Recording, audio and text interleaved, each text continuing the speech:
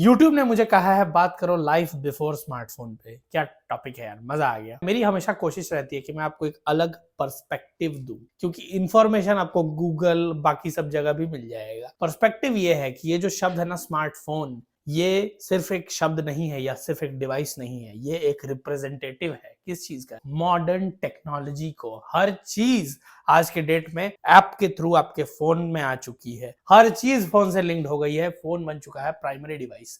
तो ये जो स्मार्टफोन शब्द है ना, ये बेसिकली इंडिकेट कर रहा है टेक्नोलॉजी को। टेक्नोलॉजी जो शब्द है ये बहुत बड़ा शब्द है। मेरे को कहानी सुनाना बहुत पसंद है, तो कहानी से शुरू करते हैं कि सबसे पहले क्या, फिर क्या, फिर क्या, फिर क्या। मैं अभी इंडियन म्यूजियम गया था। इंडियन म्यूजियम में जाते ही मुझे ह्यूमन इवोल्यूशन दिखा वहां पे। ठीक है, ह्यूमन इवोल्यूशन में होमो हैबिलिस जो पहला फॉर्म ऑफ ह्यूमन था, या उससे भी पहले हो सकता है कोई हो, पर वहां पे वही दिया हुआ था। होमो हैबिलिस, फिर होमो इरेक्टस, फिर होमो निएंडरथल्स, फिर होमो सेपियंस, और उसके बाद कहा जाता है कि होमो सेपियंस के बाद जो और इवॉल्व्ड बीइंग्स होंगे वो होंगे होमो ड्यूअस। तो होमो ड्यूअस का वहां पे कोई चर्चा नहीं था, होमो सेपियंस तक ही था। तो होमो हैबिलिस के बाद जो होमो इरेक्टस आए ना, होमो इरेक्टस में कहते हैं कि ये कंट्रोल्ड यूज ऑफ फायर सीख गए थे। फायर कितनी कमाल की चीज है, एक बार सोच के देखो।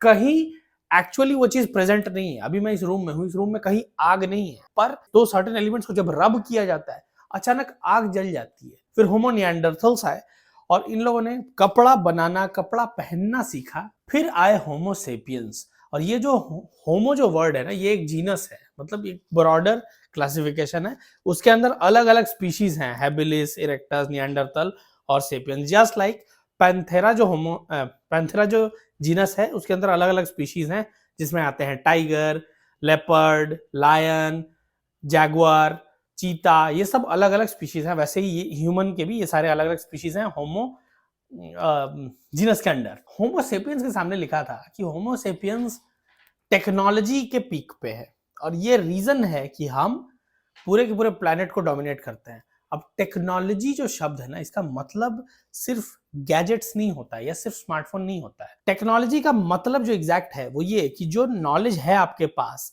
उसको अप्लाई करके अगर आप टूल बना पाते हो ना, वो होती है टेक्नोलॉजी। मतलब उस सेंस में जिस चम्मच से हम खाना खाते हैं ना, वो भी एक टेक्नोलॉजी है।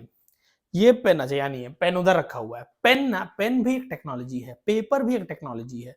मैं इस चेयर पे बैठा हूँ, चेयर भी एक टेक्नोलॉजी है। मैं इस घर में बैठा हूँ, ये भी एक टेक्नोलॉजी है। क्योंकि ये सब थ्योरी थी इंसान के दिमाग में, ये सब थ्योरीज आई, ये सब कॉन्सेप्ट्स आए, उसको अप्लाई करके ये अलग अलग टूल्स जब हमने बनाए तो वो हो गई टेक्नोलॉजी। अभी मेरे पास ये फोन है, जिस तरीके से मैं इस फोन को पकड़ूंगा और जिस तरीके से मैं एक पेन पकड़ूंगा, दोनों को पकड़ने का प्रिसीजन, दोनों को पकड़ने का स्ट्रेंथ बहुत अलग अलग होगा। टूल्स के मामले में हम इतने कमाल के हो गए कि हम टूल्स बना बना के डोमिनेट करने लगे पूरे प्लैनेट को। जू भी तो एक टेक्नोलॉजी है उस सेंस में। अच्छा बुरा बाद में वो बात आती है, पर है तो एक टेक्नोलॉजी। जिन वाइल्ड एनिमल्स से हमें खतरा था, उन वाइल्ड एनिमल्स को पकड़ के हमने पिंजरे में बंद कर दिया और उसका बिजनेस बना दिया। मतलब आप समझ रहे हो टेक्नोलॉजी के किस लेवल पे है हम लोग। अभी जैसे मैं देखता हूँ, मेरा एक छोटा सा भाई है, 6-7 साल का है। मैं जब भी उसके घर पे जाता हूँ, वो हमेशा अपने टीवी में यूट्यूब देखता रहता है। कभी मिस्टर बीस्ट, कभी कोई खिलौने का अनबॉक्सिंग, कभी कोई गेम प्ले, इसी तरह के वीडियोस वो देखता है। और उसके पापा मेरे चाचा हैं, तो मैं अपने चाचा से, अपने पापा से मैं बात करता रहता हूँ कि लाइफ कैसी थी स्मार्टफोन के पहले। क्योंकि मैं आई एम 25 ना, मैंने जो ट्रांजिशन देखा है वो देखा है कि बार फोन से लेके एकदम फर्स्ट फीचर फोन, या उससे वो आने से थोड़ा पहले क्या था, वहां से लेके अभी तक स्मार्टफोन तक का। पर पापा चाचा ने देखा है pager, first colour TV, black and white TV, और उससे पहले जब इस तरह का कोई गैजेट नहीं था, वहां से लेके स्मार्टफोन तक उनका एक्सपीरियंस जो है वो और डिटेल्ड होता है। तो मैंने उनसे भी बात की तो पता चला कि एकदम शुरुआत में तो जब कोई डिवाइस नहीं होता था, तब फिर लोगों के लिए एंटरटेनमेंट का जो फॉर्म था, सिर्फ एंटरटेनमेंट ही नहीं, उनका टाइम बीतता ही ऐसे था कि स्कूल जाना होता था, स्कूल से आके खेलने का एक टाइम फिक्स्ड होता था। और ये तो हमने भी एक्सपीरियंस किया है। 4 से 6 या जो भी अलग अलग टाइम्स में खेलना होता ही था। खेलने से क्या होता था, हमारी जो बॉडी है वो ज्यादा इफेक्टिव यूज होती थी। क्योंकि बॉडी तो बनी ही है वर्क के लिए ना, बॉडी घर में बैठ के फोन स्क्रॉल करने के लिए नहीं बनी है। बॉडी खेलने के लिए बनी है, एक्टिविटी के लिए बनी है। तो हम खेलते थे तो दोस्ती भी ज्यादा होती थी, और सब लोग फिट भी ज्यादा रहते थे। जो खाते थे वो इजीली डाइजेस्ट भी हो जाता था। ये सब डेफिनेटली बहुत बड़े फायदे थे जब तक टेक्नोलॉजी इस स्केल पे मतलब प्रोसीड नहीं की थी। पापा लोग बताते हैं कि जैसे फिल्म, हम लोग जब बच्चे थे उस वक्त फिल्म का मतलब होता था, मतलब हमारे लिए फिल्म एक फेस्टिवल होती थी, हमारे लिए भी। और जो फिल्म में काम करने वाले एक्टर्स होते थे, स्टार्स होते थे, वो भगवान ही होते थे, मतलब वैसा दर्जा उनको दिया जाता था। मुझे 2007 में याद है, मैं पहली बार मुंबई गया था, तो मुझे वहाँ पे राकेश रोशन दिखे थे, ऋतिक रोशन के पापा, जुहू बीच पे, और ऐसे जॉग करते हुए जा रहे थे। तो मतलब देख के लगा था कि अरे ये तो ऋतिक रोशन के पापा हैं, तो एक एक्साइटमेंट हुआ था कि अरे इनको मैं देख रहा हूँ। ऑल्दो मुझे जितना याद है, मुझे कोई स्टार तो नहीं दिखा था सामने से, कोई, हाँ, कोई एक्टर नहीं दिखा था सामने से। शाहरुख खान का घर और बाकी बैंड्रा में और जो घर हैं वो सब दिखे थे, पर उस समय वैसा दर्जा दर्जा दिया जाता था स्टार्स को, एक्टर्स को। पापा चाचा बताते हैं उन लोग के टाइम पे और ज्यादा था। उन लोग के टाइम पे, हम लोग के टाइम पे तो फिर भी हमने टीवी देखा है, टीवी पे फिल्म आ जाती थी। उन लोग के टाइम पे फिल्म मतलब थिएटर में जाना बहुत बड़ी बात होती थी, सिनेमा। आज की डेट जैसा नहीं है कि, ये बात तो मेरे चाचा बोलते हैं कि आज की डेट जैसा नहीं है कि किसी एक सुपरस्टार को एक उंगली से हम हटा सकते हैं। अमिताभ बच्चन इसीलिए अमिताभ बच्चन थे क्योंकि वो बड़े पर्दे पर आते थे और सब लोग एकदम हैरान हो जाते थे कि अरे ये किस इंसान को हम देख रहे हैं। ऑल्दो शाहरुख खान तो कहते हैं कि I am the last of the stars. मुझे ये बात कॉन्फिडेंस, बहुत लोग कहते हैं ओवर कॉन्फिडेंस है, पर मुझे ये बात कॉन्फिडेंस ओवर कॉन्फिडेंस से ज्यादा ना टेक्नोलॉजी की ही लगती है, क्योंकि उस वक्त पर्दा बहुत इंपॉर्टेंट था, बड़ा पर्दा। पर अब क्या है, हर किसी के पास पर्दा है, जो फोन है, टीवी है, सबके घर में, और अनलिमिटेड कंटेंट है। तो अब कंटेंट ज्यादा इंपॉर्टेंट हो गया है। चीजें जो इवॉल्व की वो ऐसी कि सबसे पहले टीवी आया, और टीवी भी मम्मी पापा चाचा ये लोग बताते हैं कि टीवी पे ऐसा होता था कि पूरे मोहल्ले में कोई एक इंसान होता था जिसके घर पे टीवी आता था। फिर पेजर्स आए। पेजर में देख रहा था 1950 से लेकर 2000 तक पेजर बहुत पॉपुलर था। मतलब पेजर में भी टीवी से पहले भी था। पेजर वाज अ डिवाइस जिसमें वॉइस आप ट्रांसफर कर सकते थे और रिटन मैसेजेस भी मोस्ट प्रोबेबली। तो वो भी कम्युनिकेट होता था। जो प्रोफेशनल्स होते थे जैसे डॉक्टर्स हो गए या रियल टाइम जहाँ काम चाहिए, वहां पे पेजर्स बहुत ज्यादा यूज किया जाता था। फिर धीरे धीरे डेवलप हुआ एक, क्या बोलूं उस फोन को, फीचर फोन भी नहीं बोल सकता ना मैं, मोटोरोला, सीमेंस, ये सब जो कंपनी थी, मुझे याद है मेरे एक चाचा थे, उनके पास एक फोन था, मोस्ट प्रोबेबली मोटोरोला का ही था, मोटा सा फोन था, मतलब इतना भारी लगता था, वो पत्थर है वो। और वो मैंने पहली बार देखा, उसमें बड़ा सा एंटीना ऊपर निकला हुआ था, तो और ब्लैक एंड व्हाइट स्क्रीन था। मतलब वो मुझे याद जब आ रहा है वो फोन ना, तो मुझे थोड़ा भी हैरानी हो रही है कि मैं एक फोन में अभी ये रिकॉर्ड कर रहा हूँ, माइक लगा के। एक प्रॉपर फोन है जिसपे बात हो सकती है, वो अभी एक कैमरा जैसा एक्ट कर रहा है।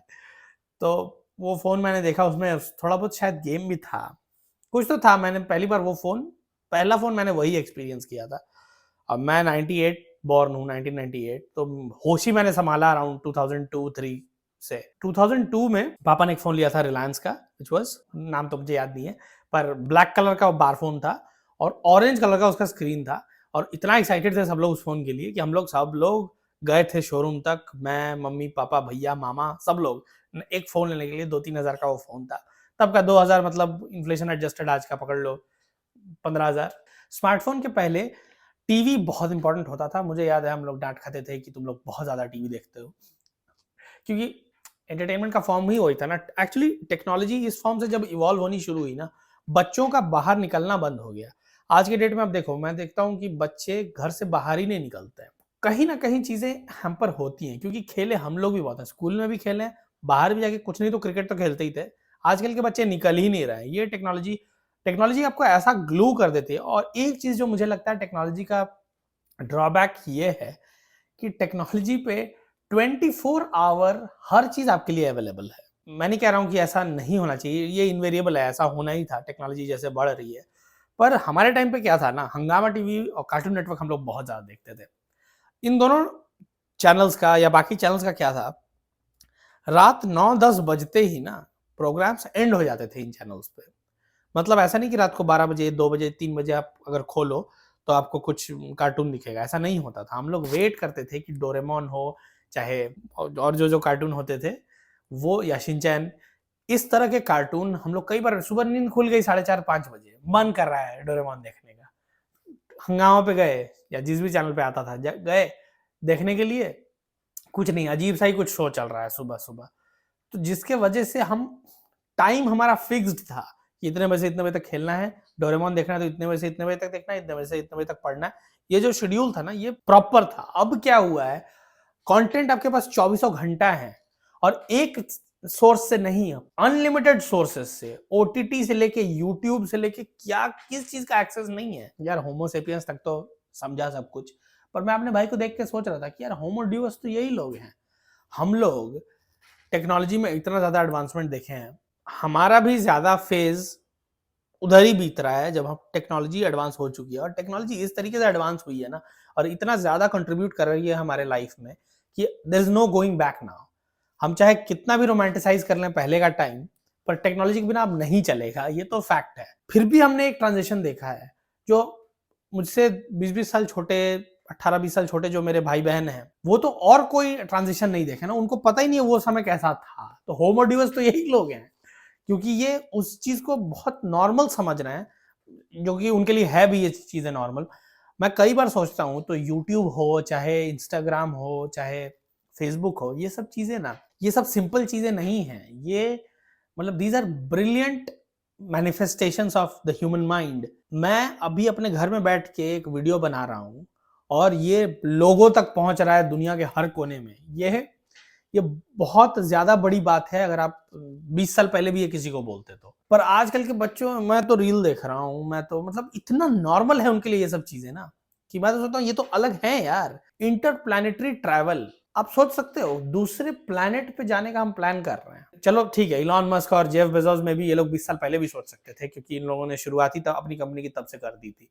पर एक लेमैन, कितने लोग हैं, मैं तो श्योर हूँ वो आज भी नहीं समझते होंगे पहले के जनरेशन के, कि इंटरप्लैनेटरी ट्रैवल तो छोड़ो, उनको ये भी नहीं समझ में आता कि ये जो कंटेंट स्पेस है, ये जो सोशल मीडिया है, how does it work. Content creators हैं, ये पैसे भी कमाते हैं, आज नहीं ऐसे ही करते हैं, कुछ कुछ करते हैं, मतलब they don't bother that much.